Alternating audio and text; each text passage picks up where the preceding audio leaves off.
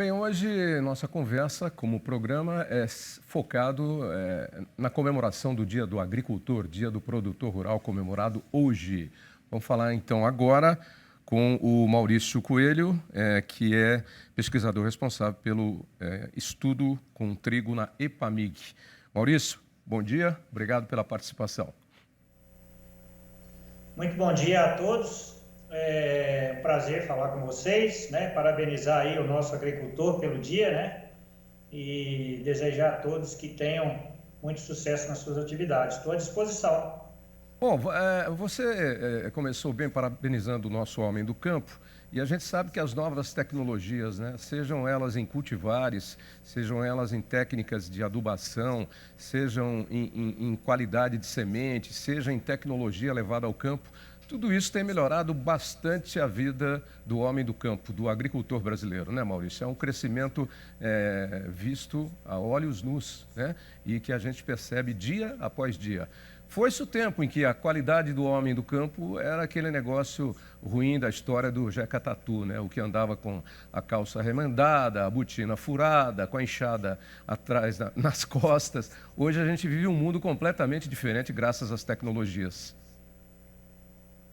Realmente, né? Graças a todo esse processo, né, de modernização da agricultura, né? Juntamente com a facilidade com que as informações chegam, né, aos nossos produtores, isso tem facilitado bastante a vida dos produtores, né? E eles são ávidos por novas informações, né? Eles estão sempre atentos às novas tecnologias. E nós aqui, né, do outro lado, né, no meu caso, né, sou pesquisador, trabalho na EPAMIG, né, uma empresa de pesquisa agropecuária do estado de Minas Gerais. A gente presta o nosso serviço, né, dá essa contrapartida e desenvolver essas novas tecnologias, né, para serem aplicadas diretamente para o homem do campo.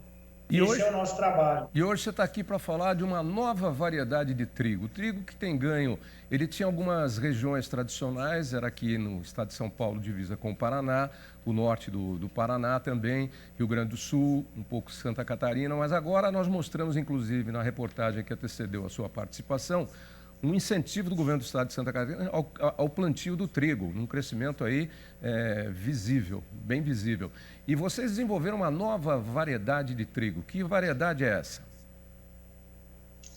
Então, os produtores realmente, conforme você disse, né, esse ano estão bem animados com o trigo, né, os preços estão bem atraentes, né, e essa cultura realmente aí no sul, ela tem chamado bastante a atenção dos produtores, que estão, né, bem animados assim, com a safra atual. No caso nosso, né, esse trabalho, nós fomos procurados aqui em 2018, só para contextualizar a situação, em 2018 nós fomos procurados por um grupo de produtores de leite que estavam preocupados, né, com o custo de produção da silagem de milho.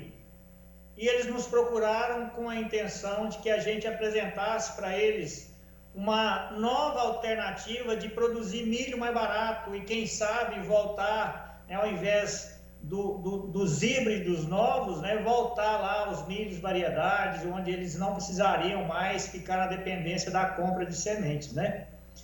Então, nós, dentro dessa situação, nós, naquela época, enxergamos que a situação não passava apenas para trocar híbridos de milho por variedades de milho, né? A gente pensou num contexto maior, onde a gente queria mostrar para o produtor que ele tem que investir não apenas numa variedade ou num híbrido de milho, ele tem que investir num sistema de produção de forragem, que eu estou falando aqui para o produtor de leite especificamente, né? Uhum. E dentro desse novo sistema de produção de forragem que a gente vem trabalhando desde 2018, né, a gente está propondo para que o produtor ele coloque no seu sistema de produção de forragem o trigo como uma opção de produção de silagem, né? E depois a gente pode detalhar melhor por que o trigo, né? Então, o nosso objetivo com essa nova cultivar de trigo para silagem é esse, é de inserir o trigo né, dentro de um sistema de produção de forragem, por várias vantagens, né, que o trigo pode trazer para o produtor de leite, mas principalmente com essa opção de reduzir custo de produção. Tá? Ô Maurício, então quer dizer, ele teria mais uma opção na silagem que ele vai ter para o seu gado de leite.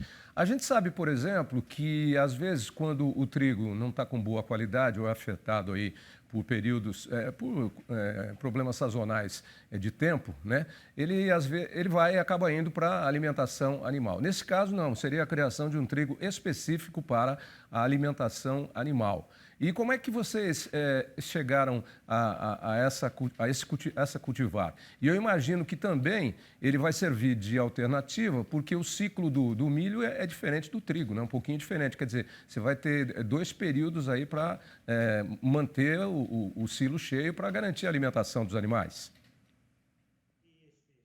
Eu vou tentar mostrar aqui, né? Eu trouxe aqui algumas espigas e mostrar para vocês o que é essa cultivar de trigo, né, que a Epamig desenvolveu lá na década de 90, e ela foi muito tempo utilizada para produzir grão, né, e a gente enxergou nela uma grande possibilidade para produzir silagem. Então eu vou mostrar aqui a imagem, um trigo convencional, né, que vocês veem na minha esquerda na imagem, né, um trigo convencional, que está mais verde. Espera um pouquinho, tira... Com as aristas. Maurício, espera um pouquinho só.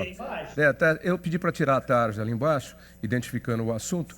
Isso, agora sim, agora está dando. A sua esquerda... Tá.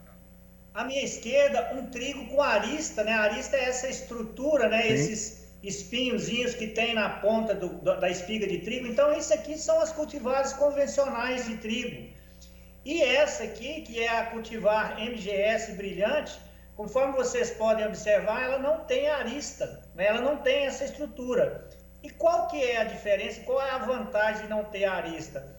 Essa estrutura, né, essa arista, ela é uma estrutura altamente recalcitrante e, segundo estudos, né, a silagem de trigo, ela muitas vezes encontra uma certa resistência de uso pelo produtor justamente por causa da presença dessa arista. Tá, e essa arista acaba ferindo o rumen do animal. Então a silagem de trigo, ela já é utilizada no sul do país principalmente, mas ela encontra uma certa resistência de alguns produtores justamente por causa da presença dessa estrutura.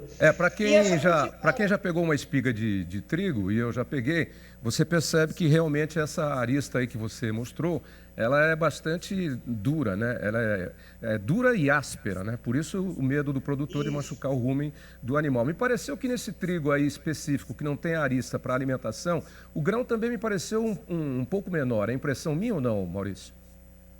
Não. O grão, inclusive o grão, né, dessa cultivar, né, do brilhante, ele é um grão bem graúdo, né? Ele é um grão mais arredondado, mas é um grão bem graúdo. Ele não tem, assim, diferença significativa de grãos das cultivares convencionais de trigo, não. E do ponto de vista, Maurício, do ponto de vista nutricional, ele tem o mesmo valor nutritivo e energético que o outro trigo comum? Não só tem o mesmo valor, inclusive... nós desde 2018, então, nós começamos a trabalhar com esse material de trigo e fazer as análises bromatológicas, né, de todas as características nutricionais do trigo como, né, forrageira destinado para silagem. E o que a gente percebe é que a qualidade da silagem de trigo, ela não fica, em termos de qualidade, atrás da qualidade da silagem de milho.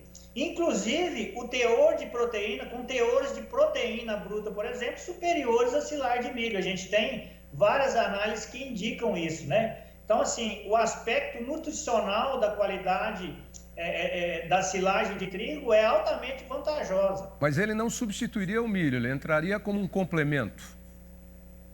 Não, em hipótese nenhuma. Isso tem que ficar muito bem claro, né? Porque o objetivo nosso não é dizer para o produtor que ele pare de produzir a silagem de milho e comece a produzir silagem de trigo. Não. Nós queremos mostrar para o produtor que ele deve produzir a silagem de trigo e posteriormente a colheita da silagem de trigo, posteriormente a colheita de silagem de milho, ele plante o trigo para ele produzir também a silagem de trigo e assim ele poder, né, durante um período mais prolongado do ano, ele produzir forragem durante, né, um período mais prolongado. Com isso... É aquilo que eu disse, então, no começo. O principal, na verdade, é ele ter dois produtos em tempos diferentes, porque o ciclo do trigo é um pouquinho diferente do ciclo do milho. Ele tira o milho e coloca o trigo e depois volta com o milho. Seria isso, né? O milho é uma cultura de verão, né, que a gente fala na prática, e o trigo é uma cultura de inverno, né? Mas o que nós estamos propondo, né, nesse sistema de produção, ele é um sistema, na realidade, triplo. Por que triplo? Porque a gente propõe para o produtor, a gente orienta que o produtor plante o milho consorciado com braquiária, né, e no caso seria a braquiária rosiziense. Após ele colher a silagem de milho em janeiro, início de fevereiro, né, ele tenha um intervalo até a época adequada de plantar o milho, o trigo, que seria aí de março em diante. Então, nesse período, né, entre a colheita da silagem de milho e o plantio do trigo para a silagem, ele teria também uma terceira opção, que seria a braquiária, que ele poderia colocá-la na forma de pastejo ou mesmo, né, cortar para produzir algum tipo de alimento para o gado. Então, seria um sistema completo com 3 opções de produção de forragem. Muito bom, muito bom. Lembrando que é aquilo, né? Quem tem 3 tem 2, quem tem 2 tem 1, quem tem 1 pode não ter nada. Aquele velho ditado da vida. Então aí ele teria uma alimentação mais garantida com o mesmo valor proteico e em alguns casos até melhor, como você citou, na comparação com o milho. Tá aí então o milho, esse trigo específico para alimentação e mais a braquiária, fazendo um trio aí para garantir a alimentação do gado de leite durante o ano. Maurício, nosso tempo se esgotou aqui, mas eu sei que já tem muita gente curiosa querendo saber desse estudo de vocês. Onde as pessoas têm acesso às informações?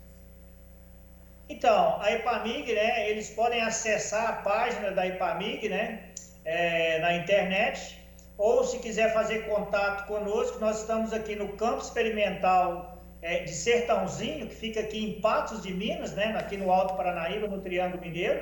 Só entrar em contato conosco, se quiserem, né, o nosso e-mail, o nosso telefone, a gente pode deixar para vocês divulgarem para os produtores aí posteriormente. Muito bom, muito obrigado aí pela participação, o Maurício Coelho, e depois você vai abastecendo a gente aí com informações para mais no futuro a gente dar outros detalhes de como é que andou essa pesquisa e a utilização dessa nova ferramenta por parte do nosso produtor de leite. Forte abraço. Eu que agradeço a oportunidade. Bom dia a todos.